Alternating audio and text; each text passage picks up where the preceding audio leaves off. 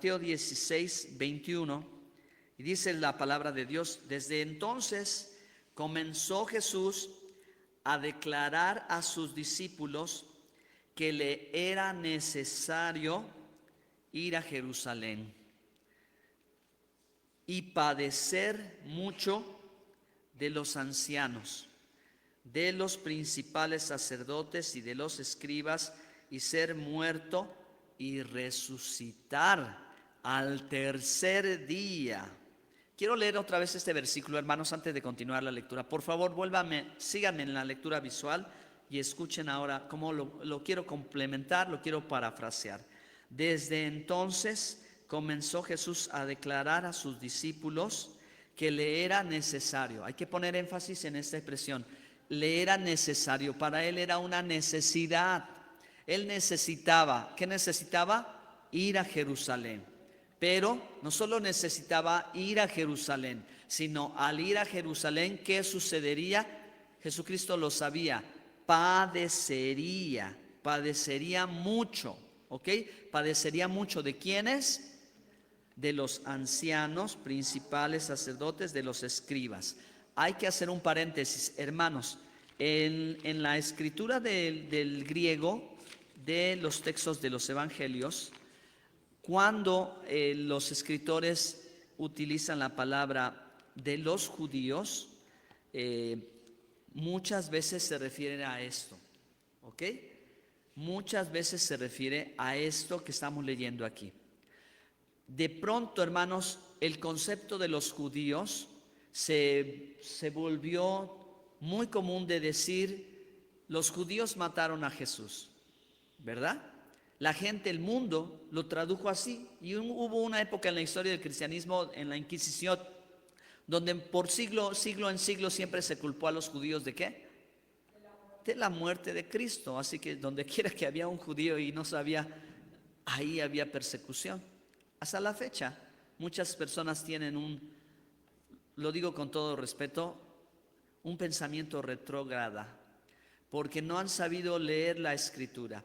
Hermanos amados, cuando se hace referencia de una expresión general que es representativa del liderazgo del pueblo de Israel, se refiere a esto. ¿Quiénes son los que mataron a Jesús? Yo creo que está muy claro el versículo bíblico, amén.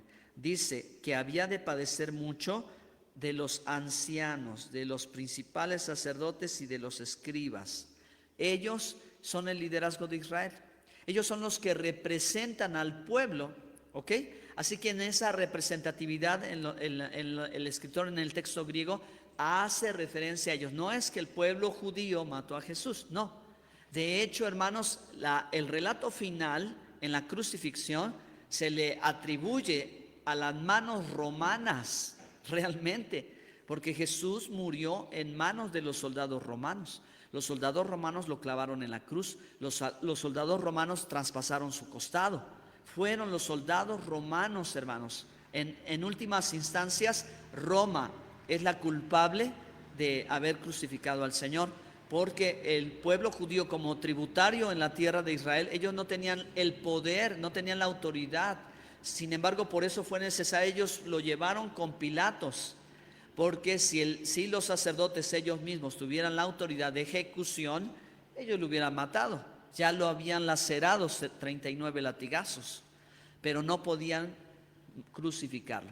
Por eso tuvieron que buscar la autoridad romana y acusarlo falsamente, para que entonces en ese juicio improvisado, entonces Roma diera la orden de la crucifixión. O sea, al final de cuentas, hermanos, Roma, y a mí yo lo digo el Vaticano, para ser más claro, ¿verdad? Ellos son los que realmente le dieron muerte a Cristo. Los sacerdotes, todos ellos lo acusaron, y por eso, ¿verdad? Se les culpa, o se les culpó de la sangre. Pero aquí dice quién. El pueblo judío amaba a Jesús. ¿Cómo no van a amar a Jesús? Si ellos veían cómo los sanaba, cómo los alimentaba, cómo los escuchaba desde el amanecer hasta el anochecer. Cuando Jesús llegaba a una comunidad era bienvenido, salvo en Nazaret. ¿Por qué? Porque ellos tuvieron miedo de que los cerdos se habían caído al precipicio unos un episodio anterior y les dio miedo lo que podría pasar, ¿verdad? Ahí, entonces dice, por la incredulidad de ellos, dijeron, no, Jesús, mejor vete de aquí. Ninguno es profeta en su propia tierra. Entonces él, siendo quien era en Nazaret, en el lugar donde se crió, no lo reconocieron. ¿Vamos bien, hermanos? Ok, sigamos adelante. Era necesario hacer esta aclaración porque esta aclaración abre el entendimiento de la Escritura. Esta aclaración abre el entendimiento en la lectura del Evangelio para no confundirse. Bueno, dice, entonces él tenía que morir y resucitar al tercer día. Decía yo, le era necesario para él, el Mesías Cristo Jesús. Entonces Pedro, tomándolo aparte, comenzó a reconvenirle diciendo, Señor, ten compasión de ti, ni en ninguna manera te acontezca esto. Pero él, volviéndose, dijo a Pedro, quítate delante de mí, opositor. Satanás significa, de la lengua aramea hebrea, opositor. Entonces, ¿a quién le está hablando Jesús? A Pedro. Y le está diciendo, Pedro, hazte a un ladito porque me estás estorbando a mi propósito. ¿Ok? No es que fuera el maligno, porque lectura, versos antes, ¿qué pasó? Versos antes, Pedro tuvo la gran revelación del Padre.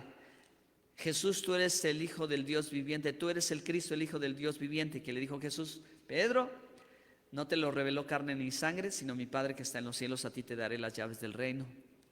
Pero el mismo Pedro ahora Señor, ten compasión de ti, no vayas a hacer esto.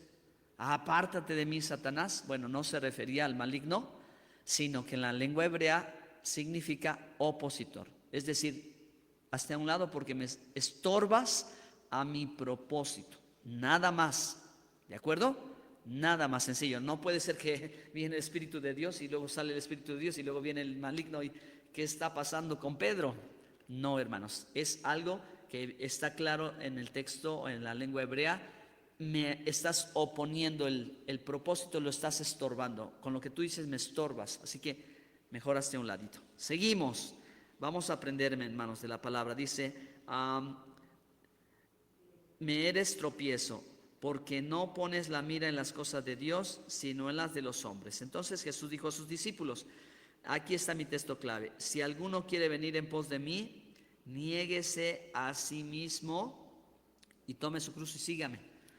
Hermanos, algo que está claro es que nosotros debemos de crecer en la vida cristiana y ser discípulos. Siempre nosotros, bueno, al menos es mi propia experiencia, creo que a todos nos pasa. Cuando yo llegué a Cristo, yo no sabía Biblia, tenía una religión heredada, tenía una cultura religiosa dentro de mi casa y así crecí con una tradición popular. Pero yo no sabía Biblia, yo no sabía escrituras y muchas cosas de la vida espiritual. Cuando vengo a Cristo comienzo a aprender, pero comienzo como un neófito. ¿Qué es un neófito? Pues alguien nuevo, neos, filos, nuevo en el amor, neófitos, ¿ok? Nuevo en el conocimiento, ¿ok? Así que no sé nada. ¿Y qué tengo que hacer? Pues tengo que aprender. Entonces, el crecimiento espiritual de todos los cristianos es, bueno, es que yo no sé mucho, pues tienes que aprender. Es decir, tienes que hacerte un discípulo. Pero el discipulado, hermanos, el discipulado particular de Jesús es experimental. Porque Él lo que requiere de cada uno de ustedes es perfeccionamiento, afinación. Quiere que estemos refinados, ¿no? El Señor quiere que estemos refinados. Entonces, este refinamiento implica que la enseñanza de Cristo tiene que ser práctica. Ahora díganme, hermanos, en relación con la fe, creo que está claro para nosotros, el maestro tiene que poner el ejemplo, ¿no? En las cosas espirituales el maestro debe poner el ejemplo. Y Jesús habló acerca de eso y dijo, ¿verdad? Que él como maestro era la estatura y es la estatura más alta que todo discípulo aspira. Por eso Jesús decía, ¿verdad? Basta al discípulo con ser como su maestro. Baste al discípulo ser como su maestro. ¿Vamos bien? Entonces, aquí está el punto, hermanos. Aquí está la clave del título, la roca de la que todos bebemos. Sabemos, hermanos, que Cristo es la roca de la que todos bebemos. Y quiero que a partir de un pasaje de la Escritura en el Números, nosotros veamos con claridad cómo Dios desde el principio, por medio de sombras y figuras, en todo el relato de la historia desde el Antiguo Testamento, se había propuesto una cosa, y eso era salvarnos.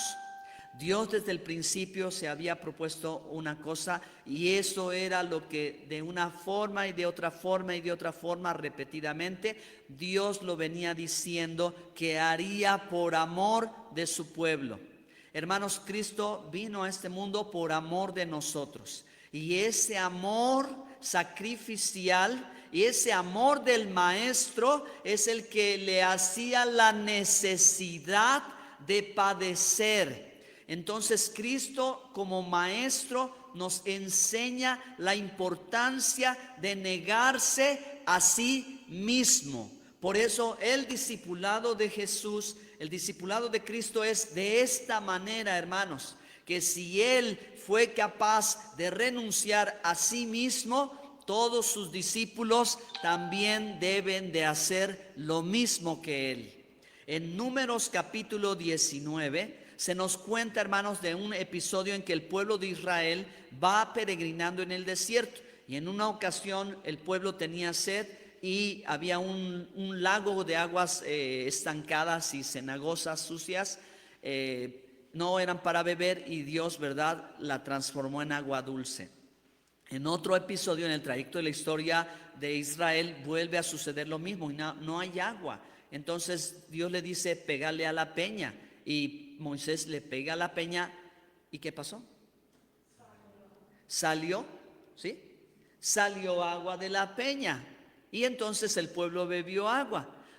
Pues viene un episodio más, donde ahora otra vez el pueblo de Israel tiene sed, y ahora el pueblo se enoja y se molesta con Dios, se molesta con Moisés, y les dice: ¿para qué nos sacaste de aquí si nosotros estábamos en la tierra que fluye leche y miel, y nos traes al desierto a morir? Mejor nos hubiéramos quedado allá. Y bueno, pues Moisés se enoja y habla con Dios, ¿verdad? Y entonces Moisés pone la situación delante de Dios, y Dios le dice a Moisés: Moisés, toma la vara.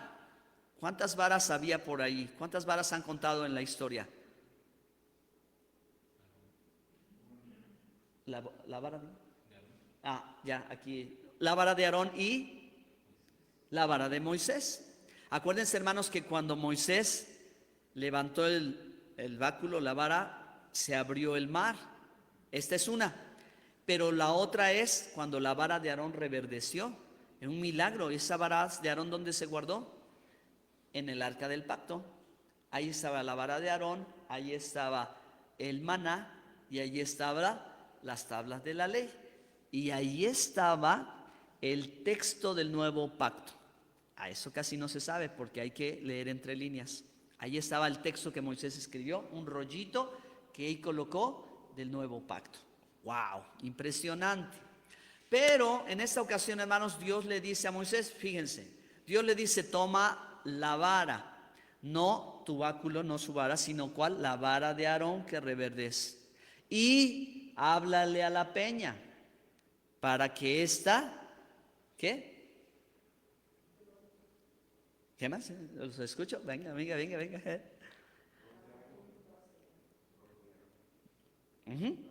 Sí, el agua. Pero aquí está la lección, que solo se lee en el texto hebreo: para que la roca se convierta en agua. Si la peña anterior brotó el agua, ya no tenía nada de sobrenatural y de extraordinario que volviera a suceder. Pero en esta ocasión, lo que Dios quería era que esta piedra se convirtiera en agua delante de los ojos de ellos.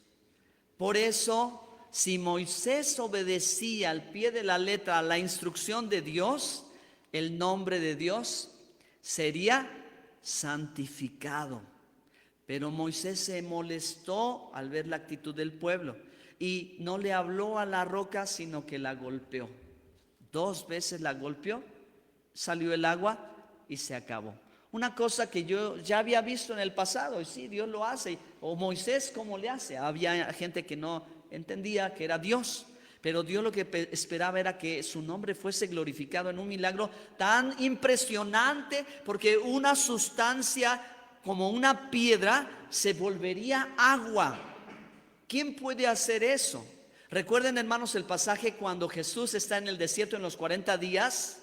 ¿Y qué dice Satanás? Ahora aquí viene, ahora sí le dice, convierte la piedra en pan. Si de verdad tú eres quien dices ser, convierte la piedra en pan. Y Jesús le responde con la escritura, ¿verdad? Con la ley de Moisés. Le dice, escrito está, no solo de pan vivirá el hombre, sino de toda palabra que sale de la boca de Dios. Pero ¿cuál era la idea? Convertir ¿qué? La piedra en pan. En el episodio del desierto, de Jesús en el desierto. Pero cuando Moisés está con Israel en el desierto, lo que Dios quería era mostrar su poder y su gloria para que su nombre fuese santificado. Ok, hasta este momento hemos dicho una pequeña cosita. Ahora, ¿dónde vamos a conectar nuestra historia con la que iniciamos? Cuando Jesús dice, me es necesario ir a Jerusalén y padecer, ¿verdad? Y tengo que morir, pero al tercer día voy a resucitar. ¿Ok? Y luego después de que Pedro dice, no, Señor, no te acontezca así, ¿cómo crees? Entonces, Él dice, si alguno quiere ser mi discípulo, niéguese a sí mismo. La roca de la que todos bebemos. A la luz de las Escrituras descubrimos el plan de salvación que Dios tiene desde el principio y quiere mostrar. En 1 Corintios 10, 4 y 5, 1 Corintios capítulo 10, verso 4 y 5, aquí está muy claro, hermanos, cómo Pablo interpreta el pasaje que acabamos de mencionar acerca de Moisés con la vara de Aarón y con la roca. Y dice Pablo lo siguiente, Corintios 10, 4, y todos bebieron la misma bebida espiritual, porque bebían de la roca espiritual que los seguía, y la roca era Cristo. Pero de los más de ellos no se agradó Dios, por lo cual quedaron postrados en el desierto. Mas estas cosas sucedieron como ejemplos para nosotros, para que no codiciemos cosas malas como ellos codiciaron. Entonces, hermanos, el versículo claramente dice que la roca que estaba allí era Cristo, y que de la roca ellos bebieron, igual que ahora nosotros. Amén. También nosotros ahora bebemos de la fuente que es Cristo. Nos alimentamos de su palabra. Acuérdense, hermanos, que comer y beber significa aprender y practicar. Mi carne es verdadera comida, mi sangre es verdadera bebida. ¿Cómo, Señor? Pues no somos caníbales. El sentido espiritual. ¿De qué se trata el discipulado? ¿Usted es un discípulo? ¿Yo soy un discípulo? Si soy un discípulo, entonces dice, el que come mi carne y bebe mi sangre, ese es mi discípulo. El que come mi carne y bebe mi sangre, el que aprende mi palabra y la practica, porque no es suficiente comerla, tenemos que beber. Porque como ya dijimos, hermanos, nos sentamos a la mesa y empezamos a comer los platillos, los guisados sólidos. ¿Qué necesitamos? Agua, porque si no, nos estamos atragantando. Entonces, el alimento sólido y la bebida es lo mismo. Aprendamos la palabra de Dios. Usted y yo llevamos tiempo estudiando la Biblia y cada reunión leemos las Escrituras y nos alimentamos y comemos la palabra, pero afuera tenemos que practicar. Tenemos que practicar lo que aprendemos, tenemos que practicarlo. Hoy recibimos una palabra y ahora hay que practicarla. ¿Y cuál va a ser la comida y la bebida? Y la comida es esta, hermanos, que Cristo renunció a sí mismo.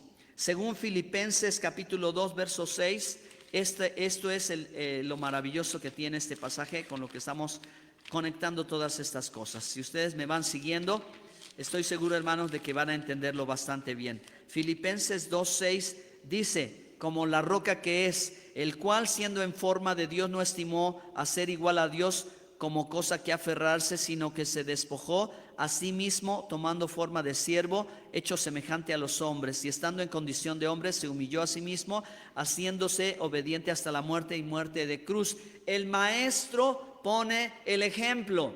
El maestro se niega a sí mismo y le era necesario esto, porque desde el principio, cuando Dios está mostrando lo que Él quiere hacer a favor de su pueblo, está el hecho, hermanos, de que la roca a la que Moisés debía hablarle estaba dispuesta a renunciar a sí misma para saciar la sed del pueblo de Israel.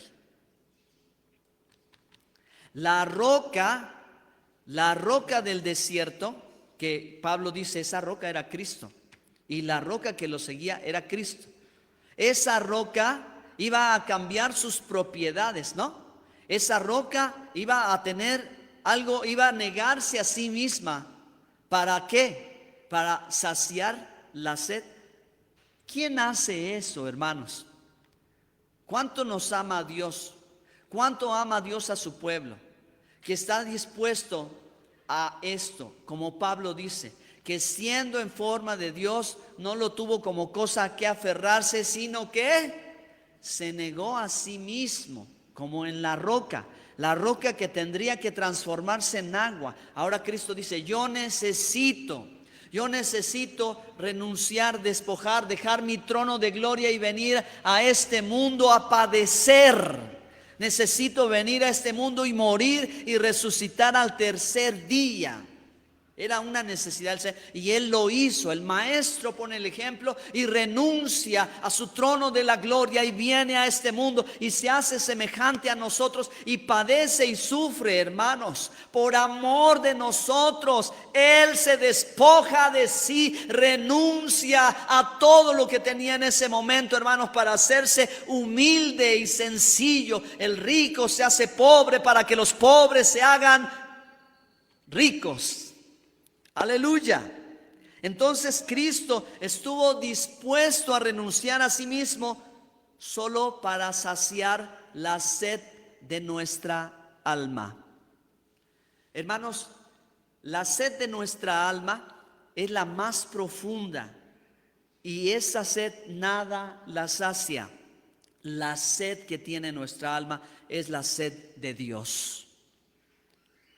Las cosas materiales no sacian esa sed. La vida cotidiana, las riquezas, hermanos, la fama, el reconocimiento, lo que el mundo ofrece y lo que hay aquí, nada sacia la sed del alma. Solo Dios puede saciar la sed del alma. Por eso Jesús le dijo a la samaritana, yo tengo un agua que si tú la bebes jamás volverás a tener sed, porque es la que sacia el alma. Y Cristo estuvo dispuesto a todo solo por venir y saciar la sed de mi alma. Así que ahora, hermano, el que es el discípulo de Cristo está dispuesto también a imitar los pasos de su Señor. Si Cristo hizo eso por nosotros, entonces nosotros debemos de hacer lo mismo por Él. Amén. Tenemos que hacer lo mismo por Él. Por eso Jesús dijo en Lucas 9:23, si alguno quiere venir en pos de mí, niéguese a sí mismo. Y hacer lo mismo que Él hizo es ahora yo voy a renunciar. Ahora me toca a mí como discípulo de Cristo renunciar a lo que Él quiere que yo renuncie, con tal de seguirlo a Él. Niéguese a sí mismo, tome su cruz cada día y sígame, porque si no lo hacemos, no podemos ser verdaderamente sus discípulos. Amén. Pónganse de pie, mis hermanos, por favor. Gracias a Dios, que el Señor nos guíe y nos ayude. Vamos a unirnos en oración. Vamos a hacer esto una decisión firme en el corazón, hermanos. Tenemos que aprender a vivir como discípulos. a practicar su enseñanza, como Él lo ha hecho nosotros. Padre,